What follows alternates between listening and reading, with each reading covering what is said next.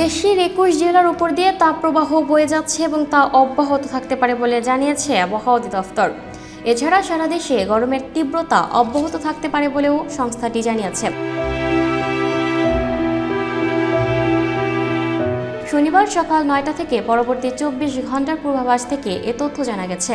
এতে বলা হয়েছে, ঢাকা, মাদারীপুর, গোপালগঞ্জ, রাজশাহী, পাবনা, সিরাজগঞ্জ, পটুয়াখালী, রাঙামাটি, বান্দরবান, লক্ষ্মীপুর ও ফেনী জেলাসহ খুলনা বিভাগের ওপর দিয়ে মৃদু তাপপ্রবাহ বয়ে যাচ্ছে এবং তা কোথাও কোথাও অব্যাহত থাকতে পারে। এছাড়া সারা দেশে দিন ও রাতের তাপমাত্রা প্রায় অপরিবর্তিত থাকতে পারে। এদিকে বৃষ্টি নিয়ে পূর্বাভাসে বলা হয়েছে, লঘুচাপের বর্ধিতাংশ পশ্চিমবঙ্গ হতে উত্তর বঙ্গোপসাগর পর্যন্ত বিস্তৃত রয়েছে।